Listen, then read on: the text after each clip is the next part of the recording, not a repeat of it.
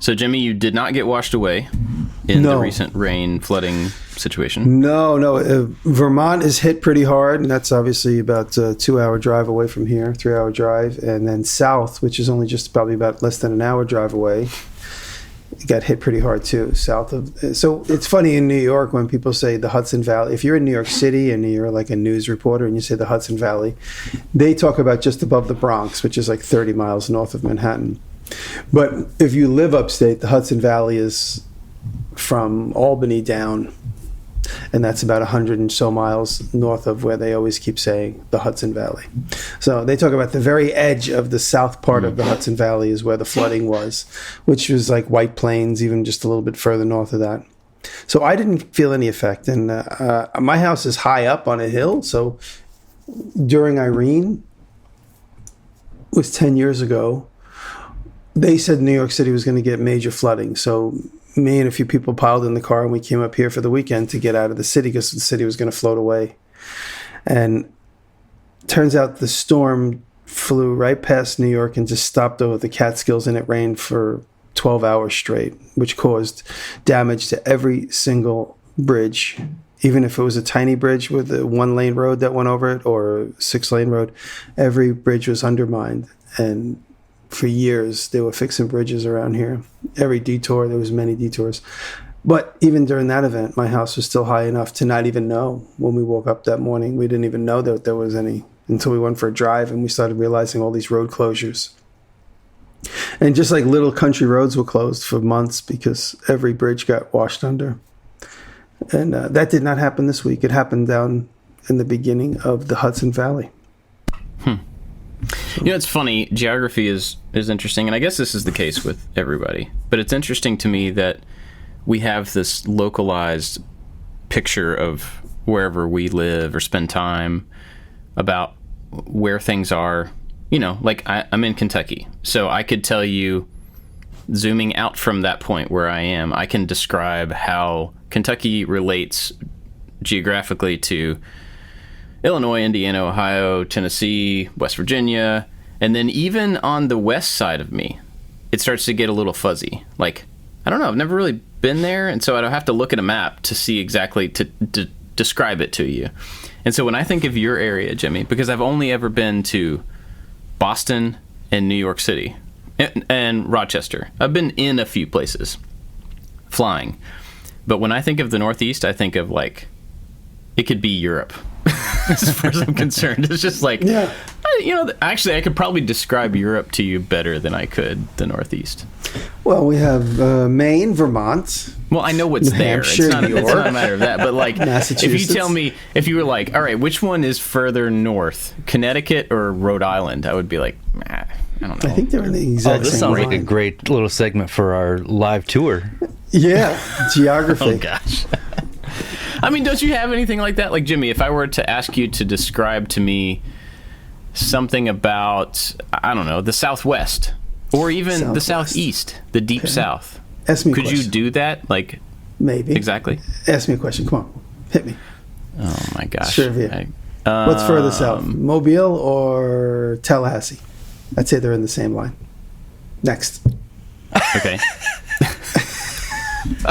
I mean, even more I'm broadly. going to tell you right now. Even Mobile past or cities, Tallahassee. like, because I don't know the answer to that question either, but, like, does Louisiana go higher than Texas? No. I'm checking right now. No, absolutely not. Because over that you have Arkansas. I just have a map open. Yeah, you're looking at a map. That's not fair. Well, I answered the question before I checked, so I was right. Anyway. I checked. I looked before I checked. I questioned before. Never mind. Like, David, is Wyoming higher than Nevada?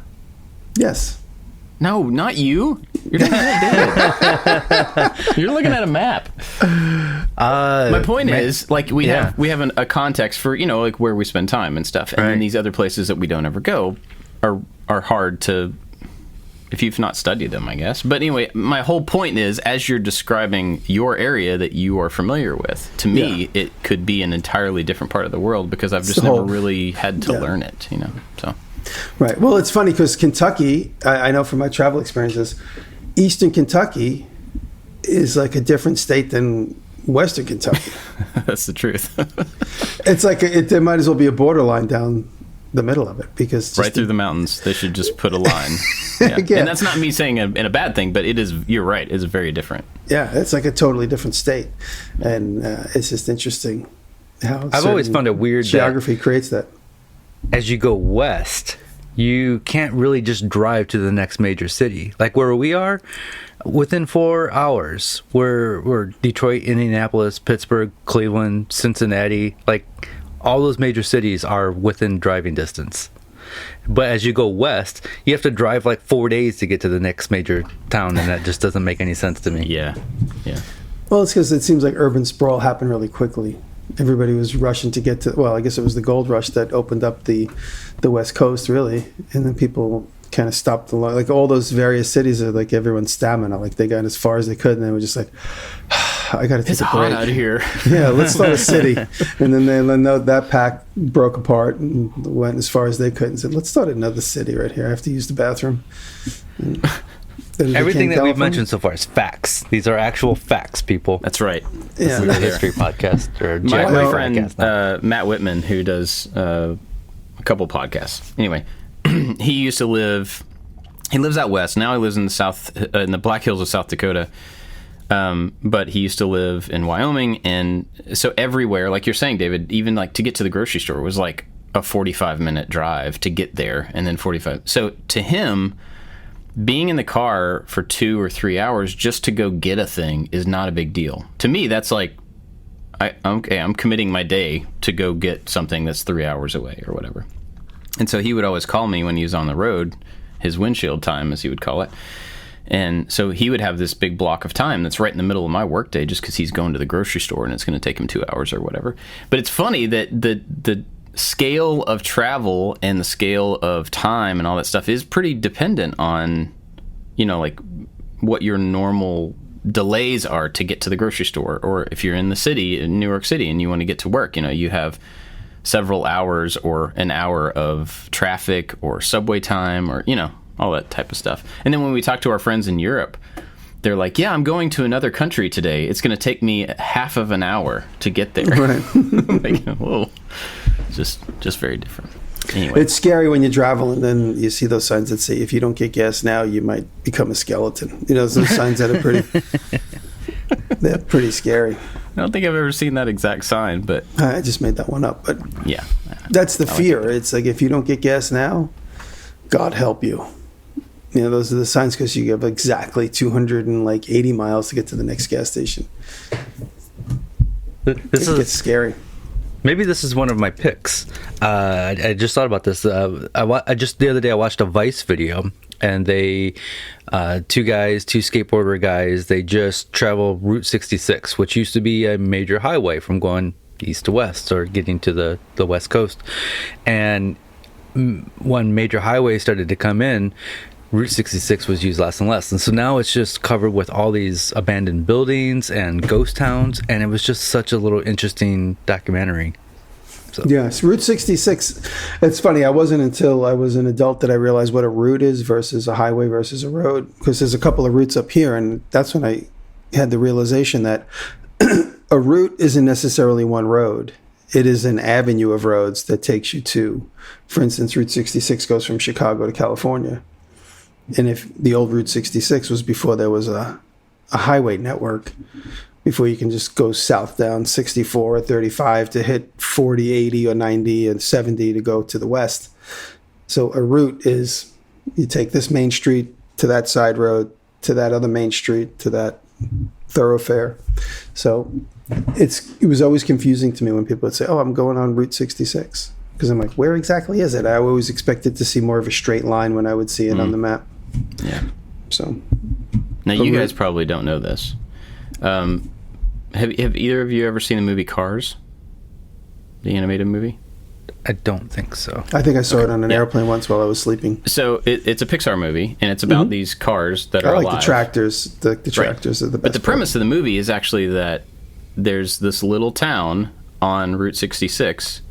I mean, this is the general premise. There's a little town that's on Route 66 that is getting bypassed by interstates and they're going to make this place obsolete. And so it's about these car people banding together to try to make their place worth visiting. To leave the highway, to do the mass transit thing, and like go to those interesting little special places. They needed a Walmart, I think you said, right? Yeah, Walmart, yeah. Or a Buc-ee's. Buc-ee's is never been. I only know the lore. Yeah, you're not American until you visit a Buc-ee's. It's pretty substantial. It's pretty wild. Anyway, what have you guys been up to? That was a left turn. Non-geographical. Yeah.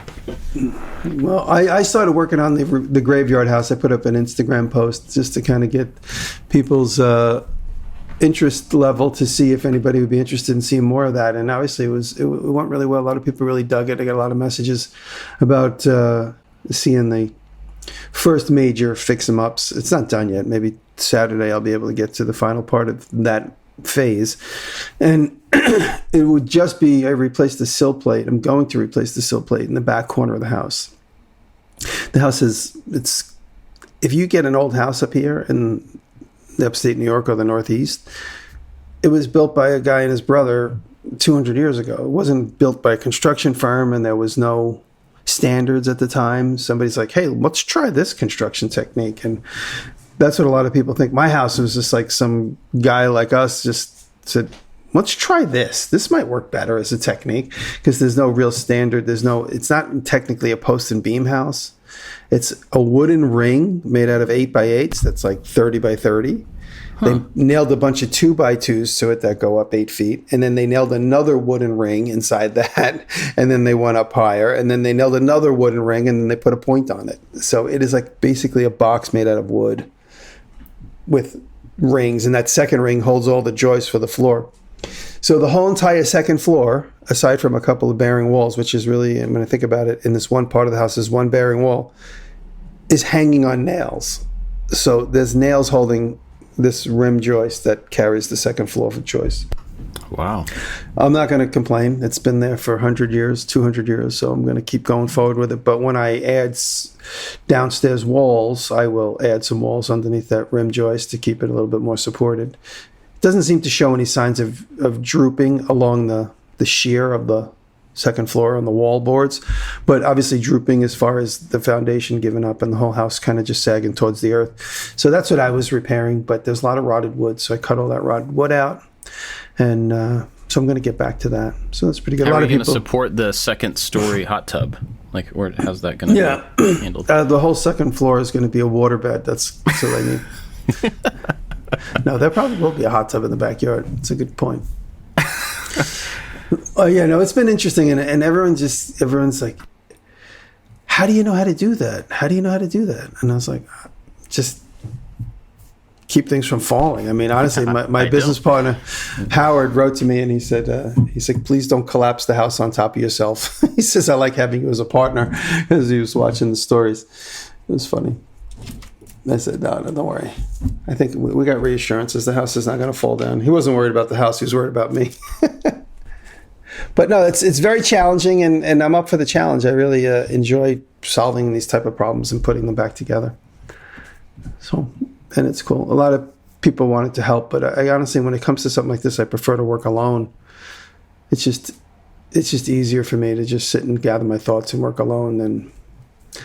Remember, I always say, don't mess with my G code. That's a perfect opportunity where I'm like constantly thinking of 20 different things. Like, where's this bottle jack? Also, in silence is really important because I'm listening for cracks and settling. And, so I'm not listening to anything on my headset. I'm not listening to anything except for the house. If the house makes a big pop sound. In fact, I was all done for the day. Everything was all jacked up. I put all my tools away and I was playing with the birds. If you happen to see that in the story on that particular day. And I had just turned the camera. Just as I was ending a story, I heard a pop. I was like, that sounded pretty significant. And I played the story back. I couldn't hear the pop. I kind of heard it exactly as I stopped the story. And I looked all around. I couldn't figure out what that sound was. But something popped, like a piece of wood snapped or something. But that's because the house now is under a tremendous amount of stress because it's being put back to where it was. I lifted the back corner of the house up about at least 6 inches. It was 6 inches out of square on one side, so it was like across 30 feet. looking at the repair on the right side was lower 6 inches than it was on the other side. So now it's raised back up. So that means every other part connected to that is also breathing and moving up in the air. Mm-hmm. So it's definitely dangerous. You do it slowly and surely and constantly, like I said, listening for. When I pulled the floor over into the pockets, so I pulled the sill plate was moving down and out, so it was kind of kicking out. So over time, the back wall would have just kind of blown out toward the yard. By connecting a chain to it and putting the ratchet clicker on it, I pulled it, and then I kept doing one click and then waiting 20 minutes and then pulling another click, because the click is extremely tense, a lot of tension, and just doing it slowly instead of just do it slow. I mean, that's really important, because you got to see how different stresses begin to react to other stresses. So anyway, I'll tell you, there is going to be a lot of people asking if there'll be a long form video of that. There will be, and by the time that video will wrap up with me repairing that corner completely, or at least putting it all in, I might not have the foundation ready because there's still a lot of foundation work, so the house will still be sitting on the screw jacks by the time that video comes to a conclusion. I think the foundation is going to take a long time because we got to do some more deep digging, but at least to get the repair done on the woodwork. So what's the plan on the foundation, those repairs? Is it like pouring a new something under it, or? Yeah, it's digging. It's going to dig it. We're going to dig it out fairly deep in certain sections at a time, and then probably put cinder block in there, because I could always go back in and put like phony veneer stack rock.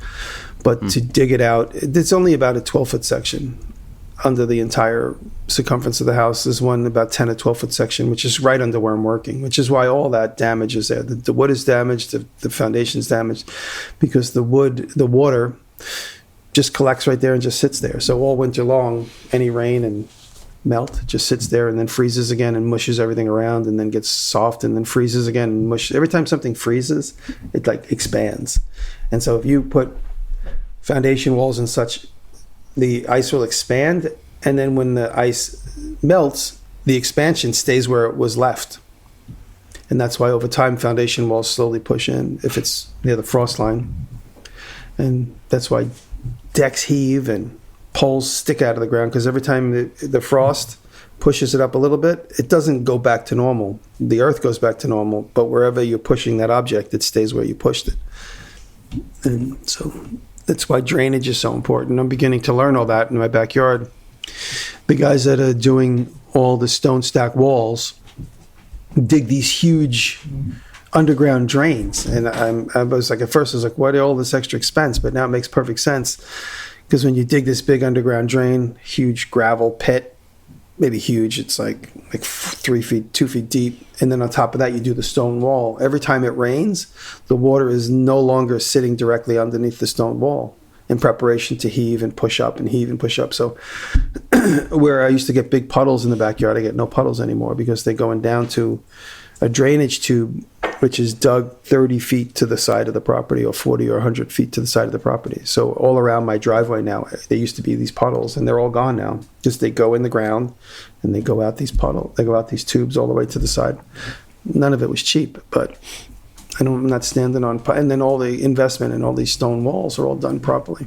So that is exactly what needs to happen in the back of the house. You need to dig these big gravel pits and send the water somewhere else. And then on top of that, you could put earth and dirt and stuff, so it looks normal. But when you're not realizing, and then sometimes they'll put like a soot, like a blanket, so the blanket will carry, just water will go through it, but the dirt won't. Oh yeah. That makes so sense. I mean, we'll leave it up to the experts, but that's wild.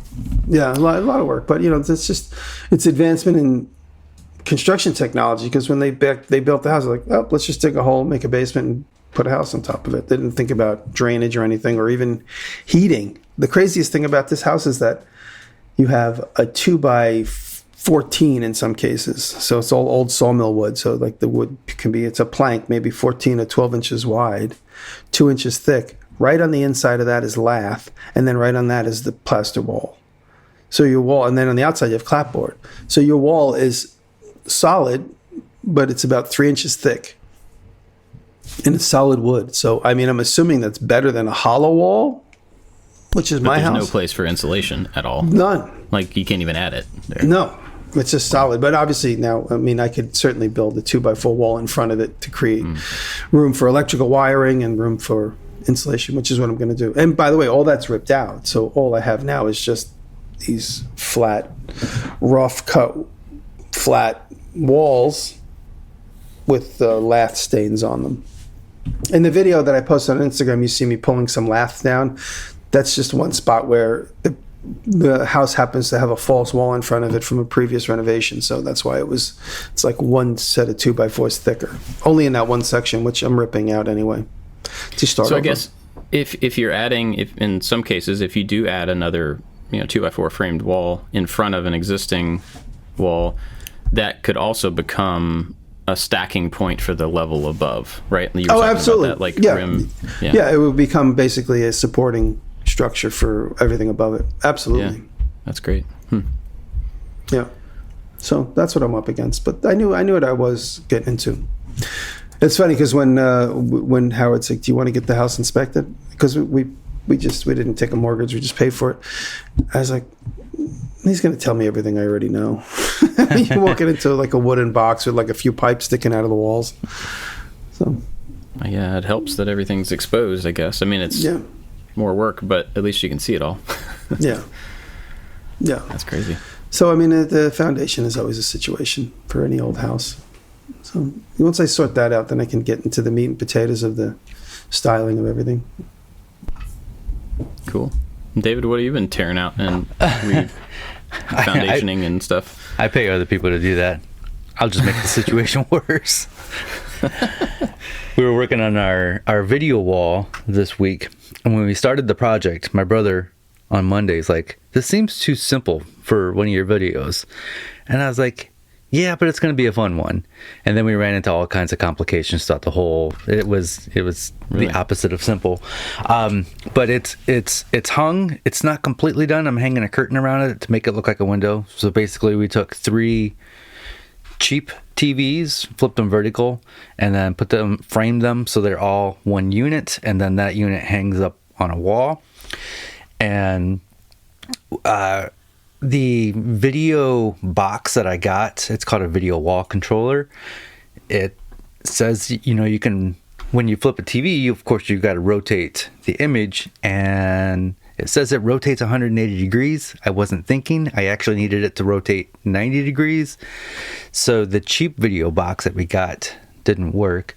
So then quickly went to Best Buy to get an HDMI video adapter so you could use a computer and to split it out. And of course, the software for the adapter doesn't allow you to rotate on a Mac. So we had to get our PC out. It works on a PC, and then we got it going. And I don't always want a computer hooked up to it. I want to do an Apple TV. So there's another video. I bought a used video wall controller from eBay that's it's like $500 new, and I didn't want this to be a huge budget project, so I got a used one, and that's going to be here tomorrow. So it was a little bit more complicated. And then one of the issues that we can't figure out in Windows, I think it's Windows 10, we've got 3 TVs. I want them to act as one, so when you go full screen, it just doesn't go over one TV, it goes over 3. And the video card software doesn't allow that, so I'm trying to find other software. That always seemed complicated to me. I always wondered how when somebody you open up somebody's Instagram page and they have a picture across 7 things. Yeah, a lot of times we've done so much research. I'm tired of Googling and reading. A lot of times it's all about the video graphics driver. It should be built right into there. And this one's an Intel, and all the Google pages, every page on the internet says you just go here, and then you just say, it's not combined, a collage, and then there you go. And I'm like, it's not here. And then other people are having the same problem. It's because I'm using TVs and not regular monitors and an HDMI adapter. Makes it a little bit more complicated. But once the used eBay wall controller comes, it'll all be normal. I can just hook up my Apple TV to it. But we're hanging a curtain around it. We're trying to make it look like a big, massive window. So today I'm hanging a curtain around it. And It looks it looks pretty good. We put some. It bothers my brother because it reminds him of the house that we grew up in. But I put up this cherry paneling on the wall to make it look like an old den. And he's like, "Oh, this just gives me old house vibes." I'm like, "This is exactly what I want. I want old house vibes." So that part of the shop looks all new and old at the same time. It's been a fun project. It's almost, it would have been easier to just buy one big massive 90-inch TV. And while Jimmy was talking, I'm like, what does a 90-inch TV cost? And most of them are $1,000 and above. But I did see one for $800, and I was like, man, that's just a couple $100 more than what I spent on this entire project, and it would have made it so much more simple. But it's been a fun learning process. But then the video would have been you buying a TV. Yeah. You know. Yeah. So it's funny. I probably should have sent it to you, but the other day all the Prime Day deals are showing up, and one of them that popped up for me, and I have no idea why, was the TV wall like splitter box thing, and it was 50% off for Prime Day or whatever, and I was like, oh, I should send this to David. Oh, he's probably already got this sorted out. By probably now. already has it figured out. Yeah, I bought all the stuff a while ago, and at the beginning of the video we talked about using simple tools and trying to keep it low budget. So that's been the plan the whole time. So we're just using a track saw and a drill for everything. And then I was like, this TV wall processor is only $100 or $120 or whatever. And the TVs were $200 a piece. This is going to be somewhat inexpensive for how big it's going to be. And then it turned into, it's not as simple as you want it to be. But it's going to look pretty darn impressive. Yeah, that's most things.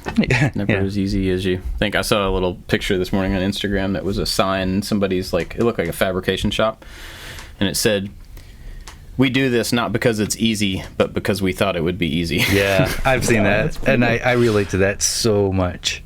Yeah. Cool. Well, let's see. For me, the video that's coming out this week is... Did I tell you about the old lantern? Did I explain that already? I don't think so. Or not. So when we moved into this house, we bought my grandfather's house after he passed, and most of the things in the house were sold off and, given out to family and all that type of stuff. But there were still a few things down in the shop that were just leftovers.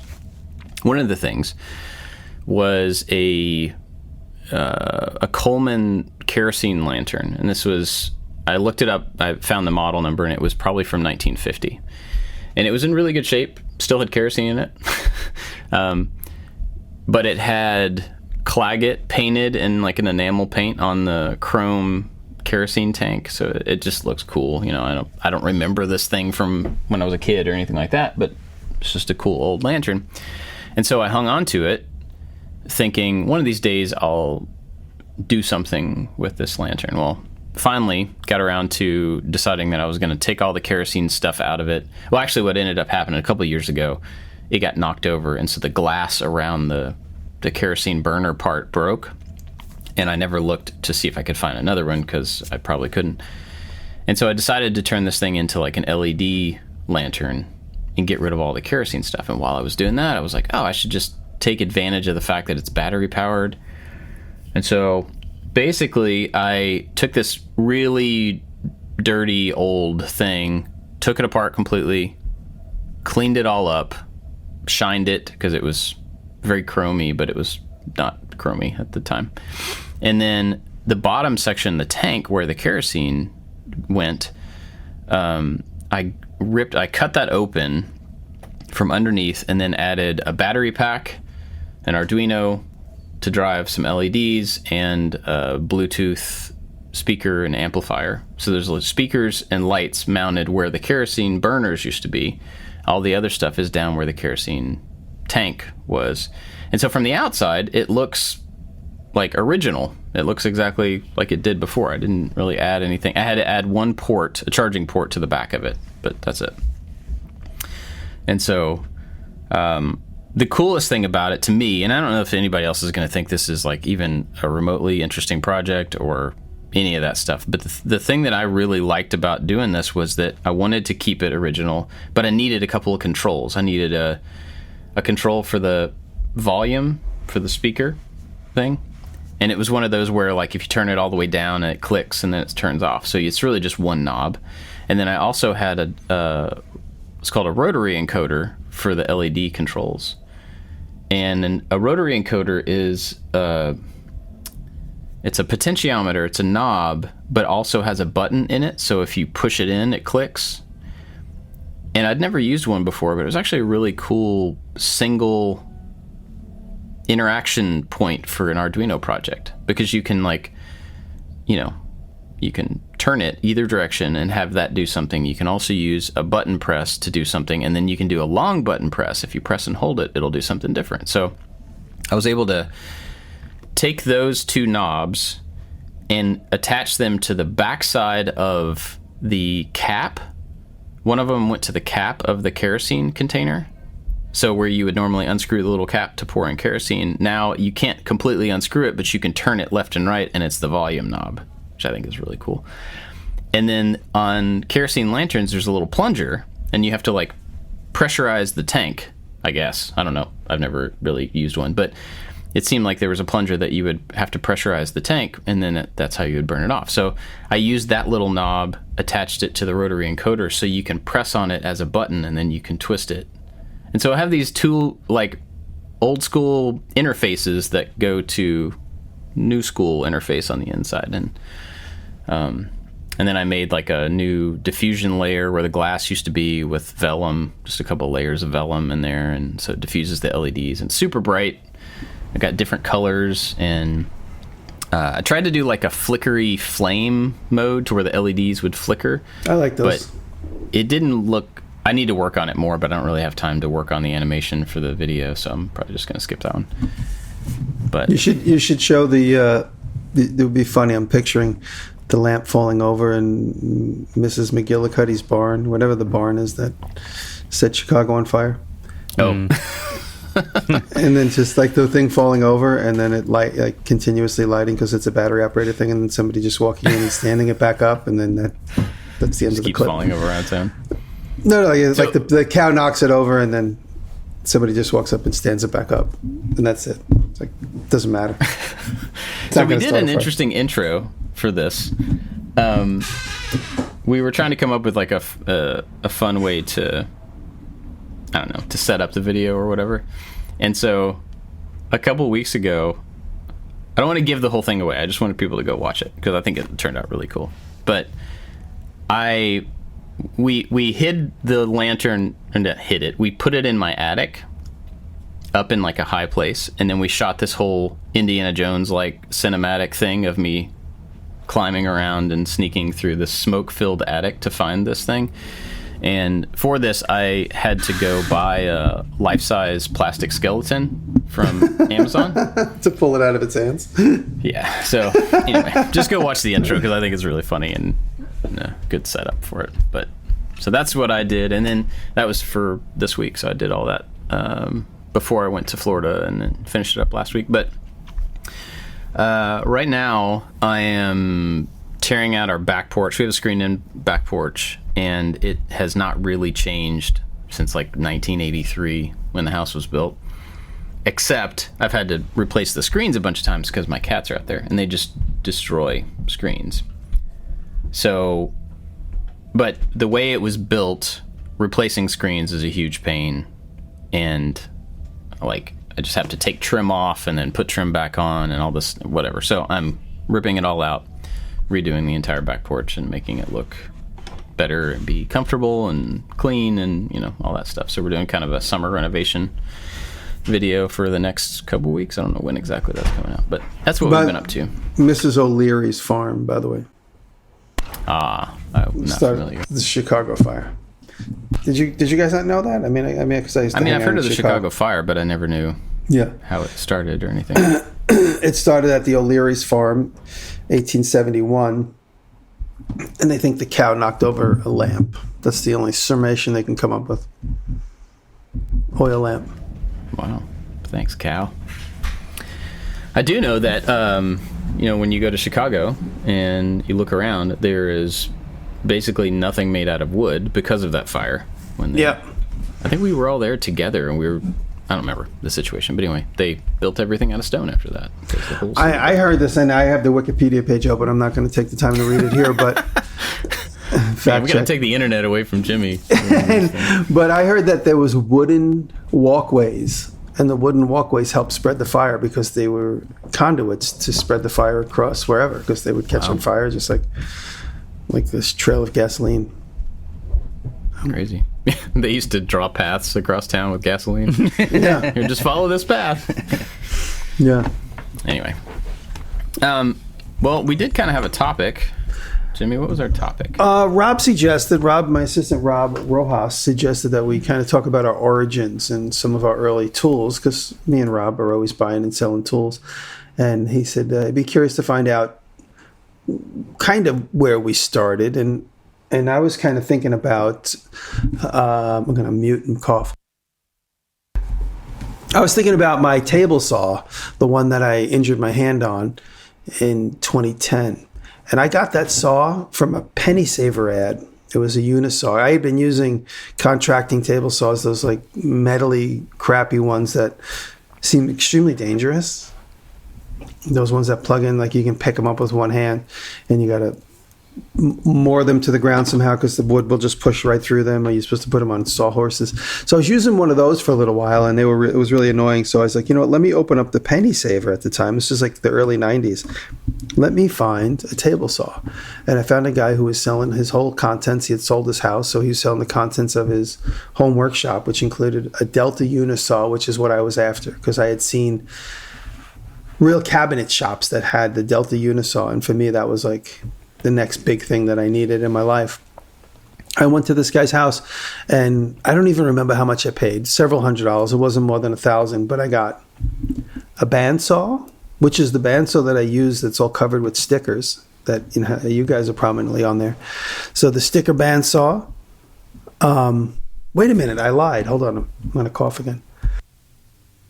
I lied. The sticker bandsaw I got somewhere else. So never mind that. I got the bandsaw that I use often. I know exactly which one it is. It's not the sticker bandsaw. I got that the day I got Spike. Different story. So I got a Delta bandsaw, the unisaw, and a bunch of hand tools, which I still use, all clamps and stuff. So I got that was like 91, 92. And I remember I had to borrow my dad's van to go get it. And at the time we had a shop in the city. So I brought it to the city. 92. I brought it. It was in my storefront shop, and then we brought it over to when I got a bigger shop. We brought it around the corner to the commercial shop. So I had that for just about 19 years when I got injured on it. And so that was a real big deal. But the bandsaw that I use all the time was the one that when my dad was a New York City fireman, he bought the contents of a wood shop when I was about 7 or 8 years old. So that bandsaw that I talk about often is the one that I had since I was a little kid. And by the way, the table saw that I talked about, the Delta unisaw that I was so excited to get and use, I gave it to Tim Sway because then I got a saw stop. And then Tim Sway just gave it to Robert Kelly of Maker by Proxy. He offered it up to his fan base, I think on Instagram. He asked me, he's like, do you want the saw back? Because I just upgraded. I was like, well, let's give it to a fan. So Robert Kelly has it now. Tim did not get hurt on it, and hopefully let's not let Robert get hurt on it. But there is I think Dave Welder drew a picture of my hand with like a bone sticking out of the pinky. His hand drawn on there. Wow. From when it was in my basement. So yeah, so that saw lives on. It still works. It always worked well. And as far as drill presses go, I have another drill press my dad had when I was a little kid. I still have that, but I have several drill presses. But Rob knows this because we just changed the motor on it. There's one drill press that I had since I was a kid. It was I might have had it since as long as I've had the bandsaw, and I still have that one. We just changed the motor on it because the motor burnt out. But I grew up in a workshop, and one of the first tools I ever always learned how to use was a radial arm saw, which is super dangerous, a 9-inch radial arm saw, which is still in the basement of my mother's house. My dad said he bought that with a loan. He went to the bank and borrowed $300. and paid it back $10 a month until it was paid off in 1970. And he bought it used. I think he said he paid $300 for it. And it's still in my mother's house in the basement. I always think about going and recovering it for a video. Be a funny story. But that was so I grew up using a radial arm saw until I got the unisaw, a proper table saw.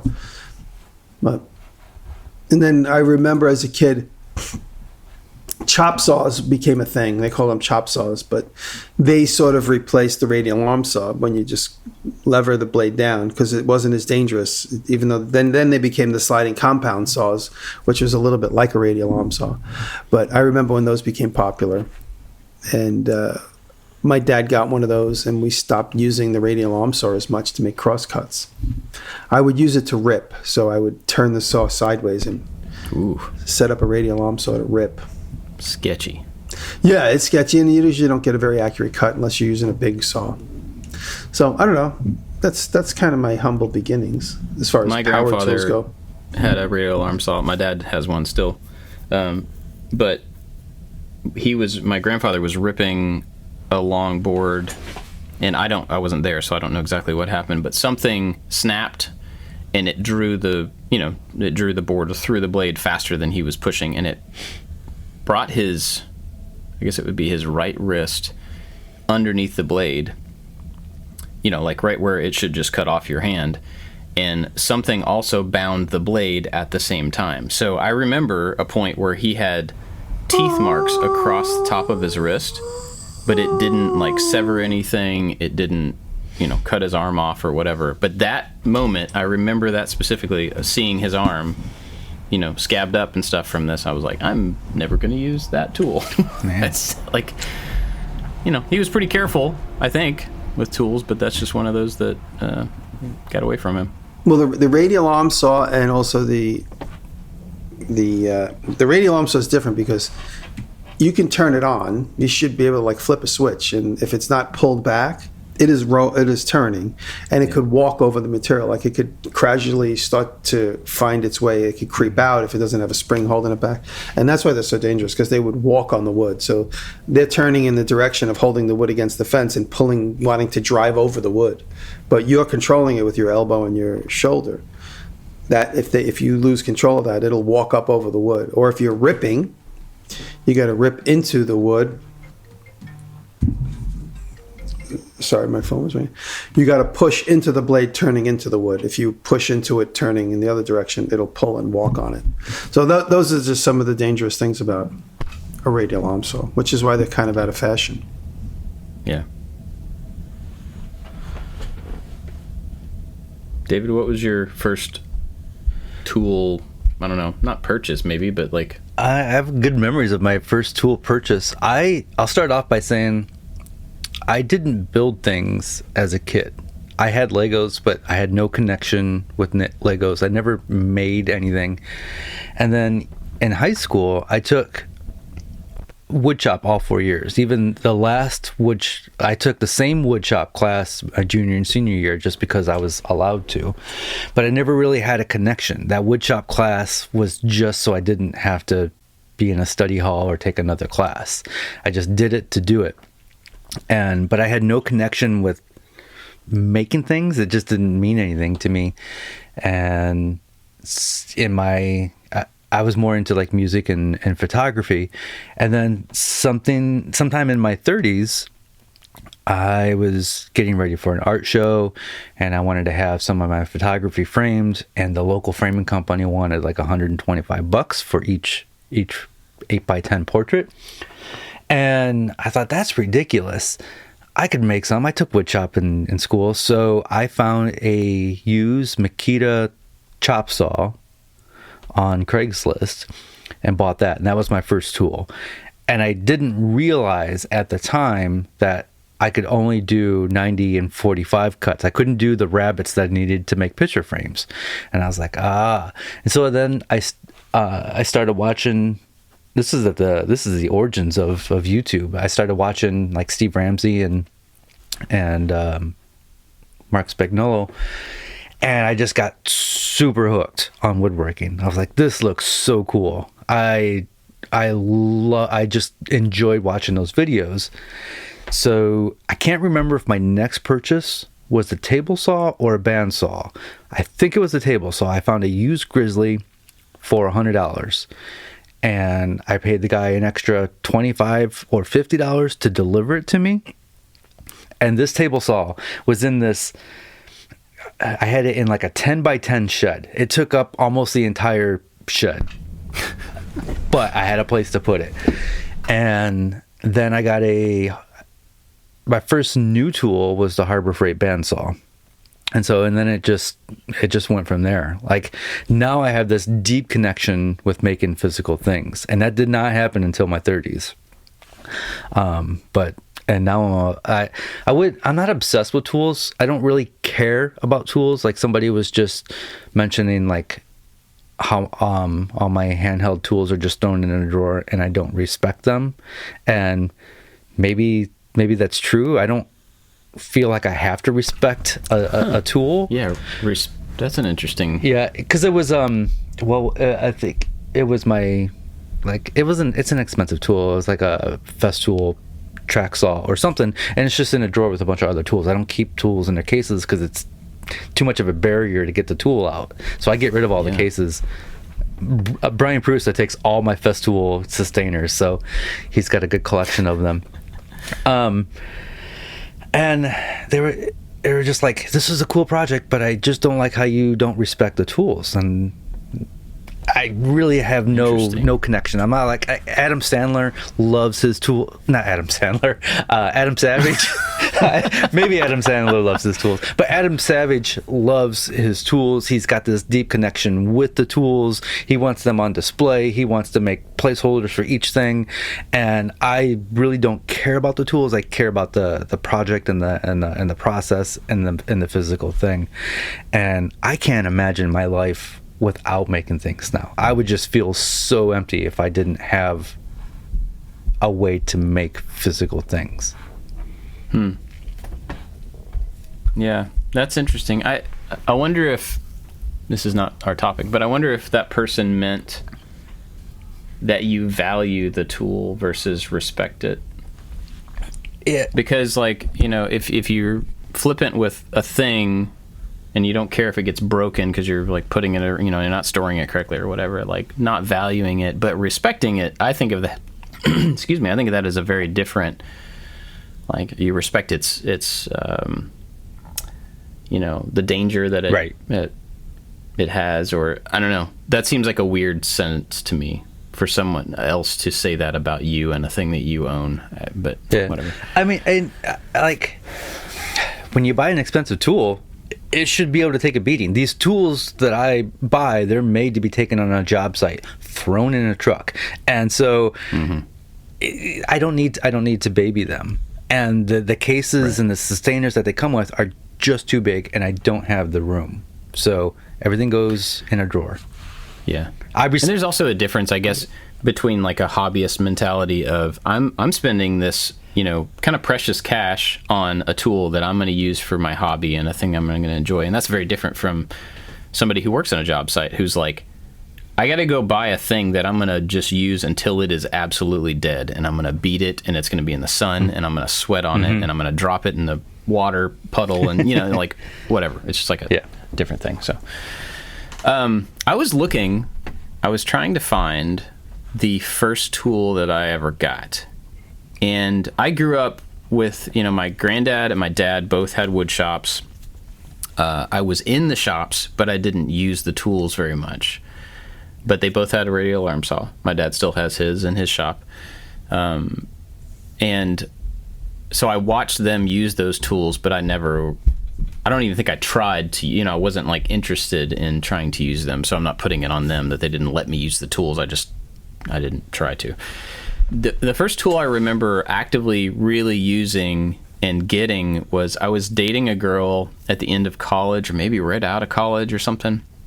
And her parents, for my birthday or something, gave me a set of Black & Decker cordless tools. And it was the first, I think it was the first tool I ever got. And I remember there were 3 tools in it. There was a drill, a jigsaw, And I don't remember what the other one was. I don't think it was a circular saw.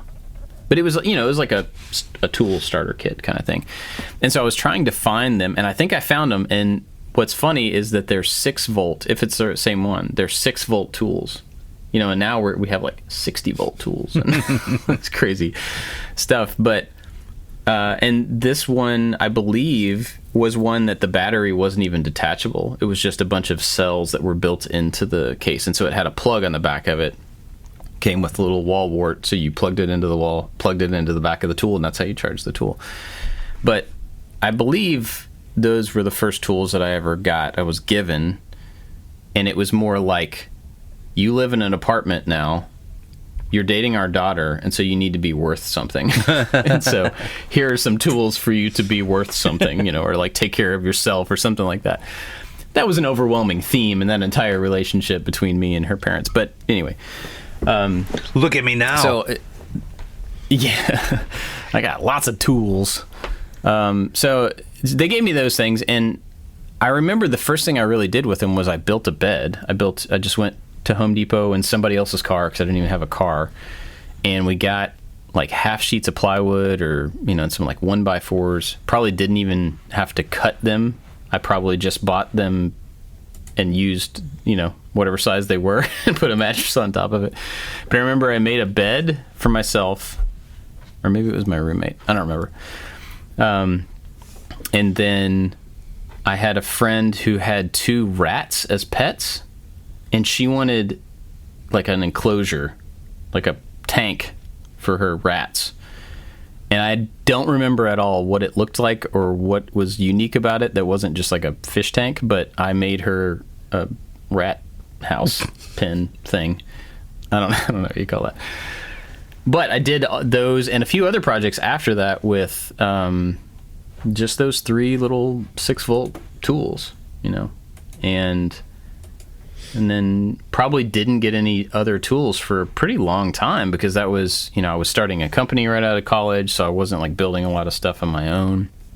But then through that time period in my life before I met my wife, those few years there, thinking back, I did build a bunch of climbing walls, and I built like a coffee table, and I built other stuff, and so I must have bought other tools. I must have, upgraded those a little bit here and there along the way. I just don't remember. It was so long ago. But so Black & Decker 6-volt was my first set of tools.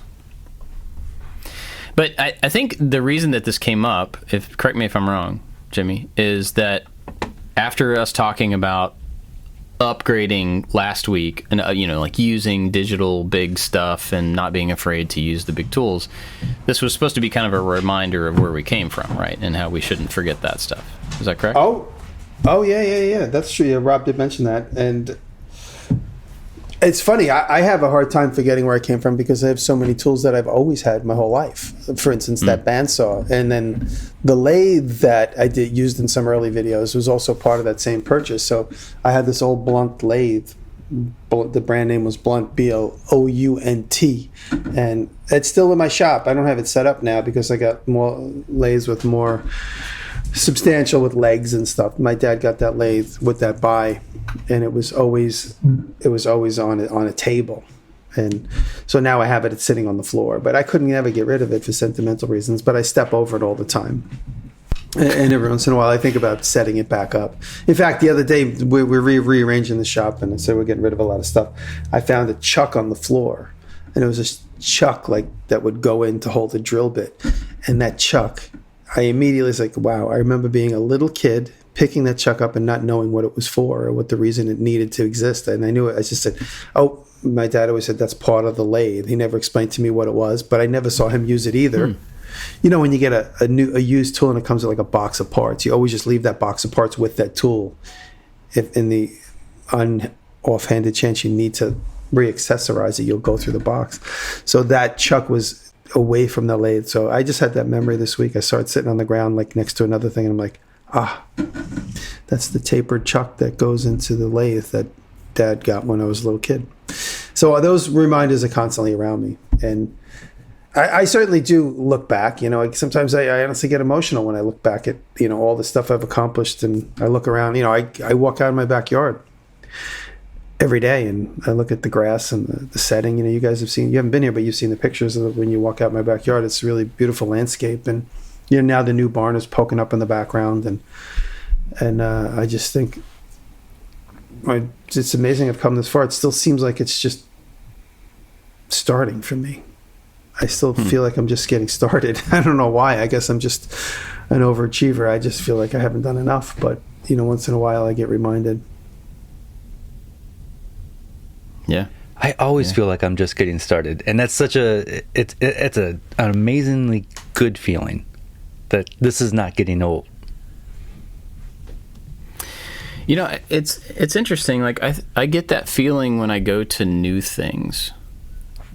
Like there's still so many things I've never even tried to do. New processes or using new tools or new whatever. And I get that, I think I get that charge, that getting started thing, by going to try something new. And I've not even been remotely good at most of the things that I've done, and I don't stick with them often enough or long enough to get good at them. But especially good at them. But it's also not a big, that's not a concern for me. Mm-hmm. It's just, I want to try a thing and at least know that I can come back to it and learn it or whatever. But the thing that gives me that, I'm excited about it and I'm really getting charged about a thing is going to pick up something new and trying a new thing. And so I think I got the feeling that this topic was around, don't forget the little tools, don't forget the basic tools, don't forget which is true. It's true. But I look at the stuff that at least I do and the things that I'm learning constantly and the tools that I'm adding as adding. It's like I'm building on top of a foundation. I don't not use drills anymore. I don't not use hand tools anymore. But now I also get to use, I went from a corded thing to a battery-powered thing. I still use both of those for different situations. And so I look at my own tool set, physical and mental tool set, as I'm adding new capabilities to it all the time. And I don't really leave stuff behind and forget how to do the simple stuff. I'm just not only doing the simple stuff anymore. So I think I get a charge out of adding to that library of stuff to use and things to use and experiences to draw on and stuff like that. So when I look at this, that's kind of how I look at it. For me, it's if you were to ask me or say to me, don't forget where you come from, I think the guilt of being pretty darn poor as a kid to now I can afford things there's this weird guilt that comes along with that, of I just remember growing up, and anybody who had any money was an a-hole. That was just the mentality of the family. That was just and that just sticks with you. And now that we do okay, we do pretty good, I like to think I'm not one of those a-holes. So I'm reminded all the time with the guilt that I have with that. But I don't continue to use basic tools and budget-friendly tools because I'm not only making videos for the audience, I'm making these videos for me, and I'm growing as a person and as a maker, and part of that growing is trying all those new things that you're talking about and learning those things and figuring out where my limits are and how to get past them. And so I'm making videos for me as a person to grow as a maker. Yeah. Beautiful. Yeah, I think there's every one of us is going to have a different intention, and we've talked about this so many times, a different intention as to why we do the stuff, how we grow, how much we grow, what our intention is in trying new things and getting new tools. And you can't really apply, none of us could apply our own situation to other people in a one-to-one kind of way. But I do think it's really important to keep the context, even in a case like you're saying, where your financial situation as a kid is not a thing that you want to perpetuate. It's not something you want to use as a a way to view other people or any of that type of stuff, but it is a really good point of reference for you, and only you, to look at where you are now, how your life has changed, what your work has led you to. Not to be prideful, I don't think that's good, but it is a really good just point of reference as to how things are right now. Yeah. To make you grateful, if nothing else. I mean, I think that's and when I look at my own situation, even in the short 10 years or whatever I've been doing this, I can look at the one-car garage that I started in, the basic tools that I had at that point. I don't want to go back to that. But man, I'm grateful that I have what I have now in comparison to that. Absolutely. And I think that's a good thing to be able to remember, for sure. Yeah. Jimmy, you're muted. We were joking before we got started, and I was joking about how people are always like, I miss the old days when you were in your basement shop. I said, well, I certainly don't miss, because of all the toilet water that would come in and the rats, and there would be like, it was funny, me and Dave would always laugh. We'd come down in the basement and be like, it would be a super hot day and a rat will have died somewhere in the basement, and Ew. There's so much stuff in that we could never find it. Be thousands of flies in the basement for that week. And like, what are we gonna do? There's nothing we can do. We can't find until it's like completely gone, till it incinerates itself with flies and whatever. And another day we'd come down there, and I would told this story often, but there was a set of stairs. So when you came down you turned the first light on, and you could see that the slab of concrete would go down about 10 inches into the pit where the bathroom was and the entrance to the shop. Because the two buildings were connected, so the building that the workshop was in was lower than the building that you would enter in. You'd come down and flip on the light, and you could see the step, and it would just be darkness until you turned on the next light. Sometimes you'd come in and you flip on the light, and that slab of concrete that's supposed to end about 10 feet and then drop down 10 inches would just continually go straight through. And that would just be full of water, sewage water. So that would be, hundreds of gallons of sewer water that just filled up the basement overnight. So I'd be like, I have so many things to do, and I'd come in, I flip the light on, and I could see in the distance, in the dark end of the hallway, that the slab now is extended all the way to the other wall of the building. Like, I know we have a busy day ahead of us getting rid of water. But every morning I'd wake up and flip that light on. I'd come downstairs and flip that light on and see, like, okay, I could see the edge of the step. Man. We're good. It's a good day. Wow. that got that crazy at the end.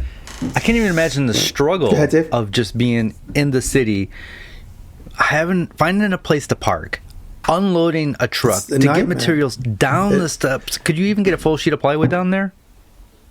I would have to send it down diagonally. So every piece of plywood I would send down would scrape on either side of the sidewalk entrance. So anytime I threw plywood down that step, I would have to cut off the half inch on each edge. Because it's all gnarled up. But then the other thing, so I can go through the middle of the building, but that would mean I would disrupt all the people that live there.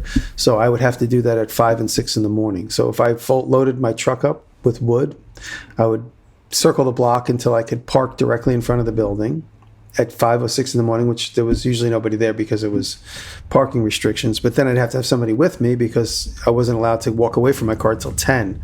So I'd pull up, park my car, hopefully somebody's sitting in the driver's seat, and one by one I'd be carrying the sheets of plywood through the main entrance to the building and down the stairs, the whole time holding a 70-pound sheet of whatever, tall ways up because there was tall doorways. Tall ways, I'd have to go sideways through the two entrance doors and then spin it this way and then go down the steps. So that was that. When we had a big job and I had to get a lot of, for instance, veneered walnut plywood or veneered MDF, I'd have to do that with those sheets of material, bring them down through the lobby when nobody was around at wee hours of the morning. As Bob was, the whole time being super quiet because there's apartments on either side of the entrance. Yeah, fun times. As Bob was saying earlier, I miss those. When you lived hours away from the grocery store, like that would just be your day of going to get groceries. Yeah. Like if I lived in New York City and had a basement wood shop, that would just be my day, unloading the truck, and then I'm done after that.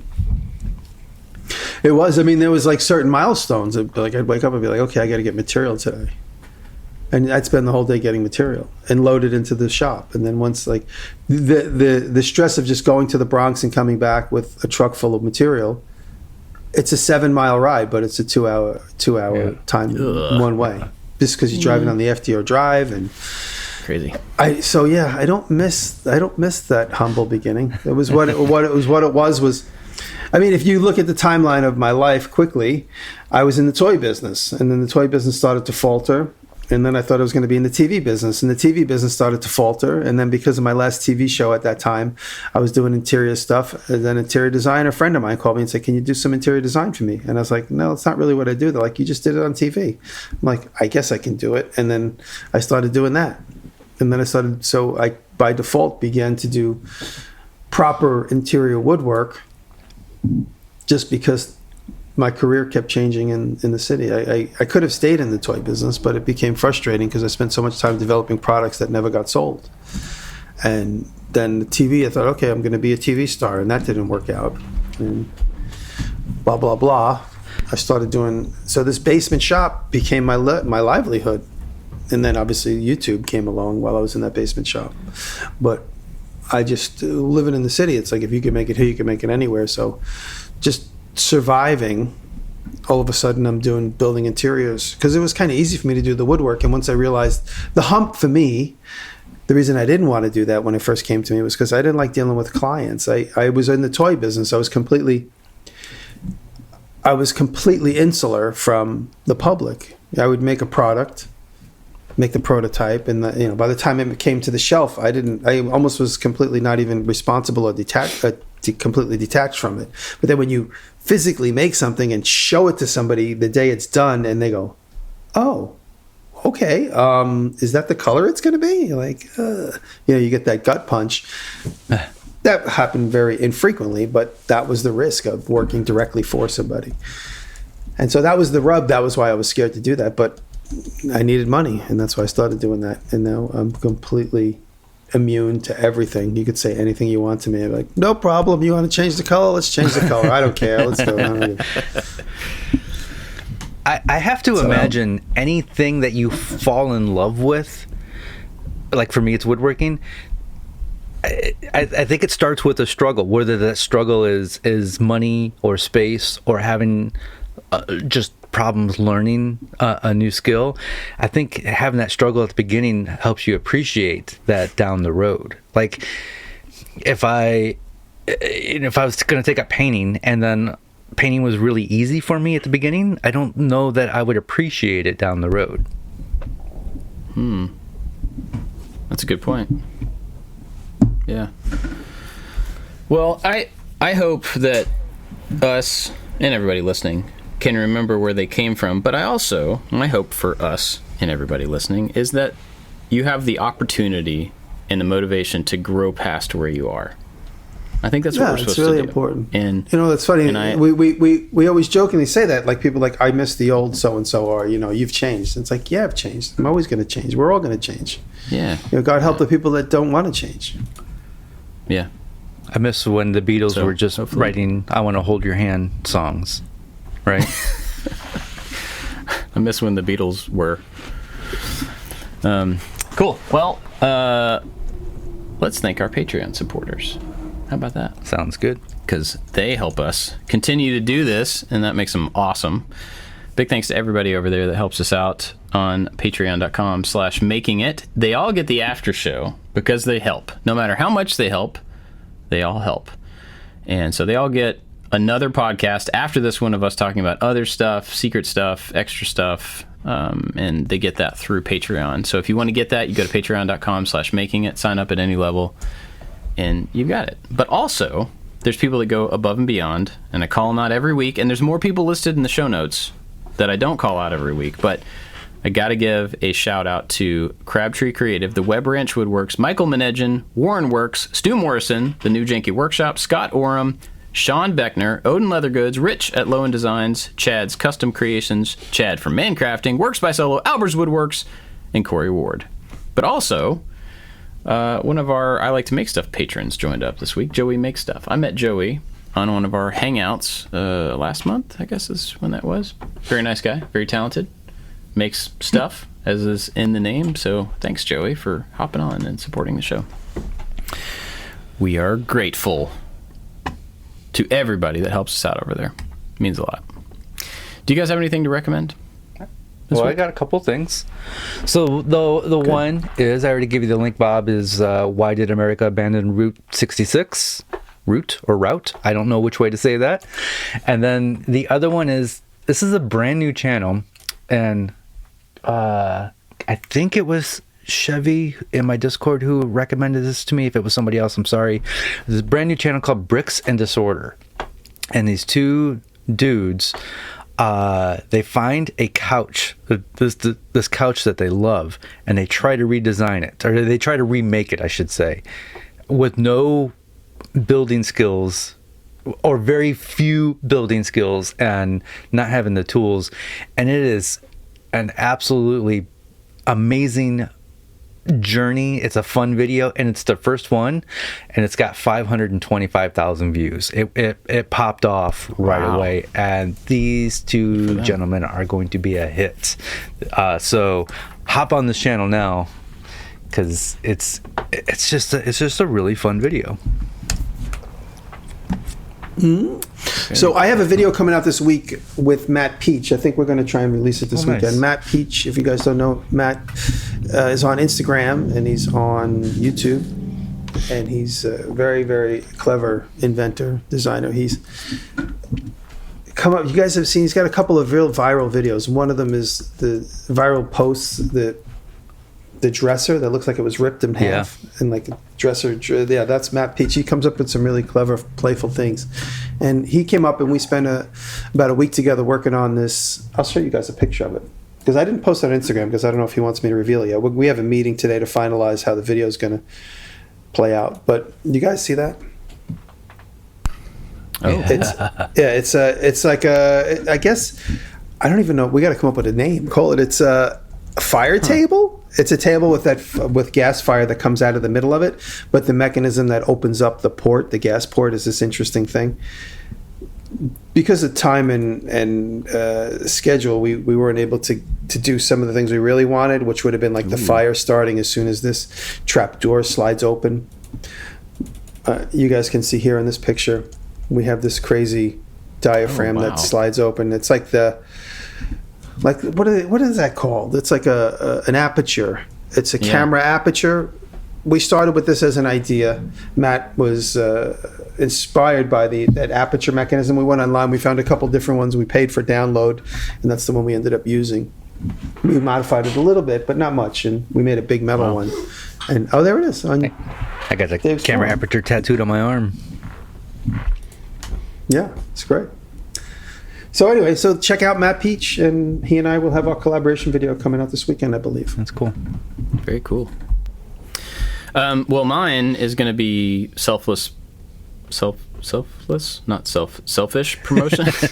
It's going to be promotion for us. For the Making It Podcast YouTube channel. So we used to post episodes on YouTube a long time ago, and then we stopped because it was just a hassle. It was like another thing to do.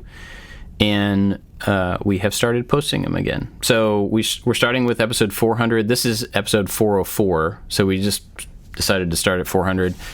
We're putting episodes up there again. And the reason I'm saying this is because some people like to listen to podcasts on YouTube. So now you can.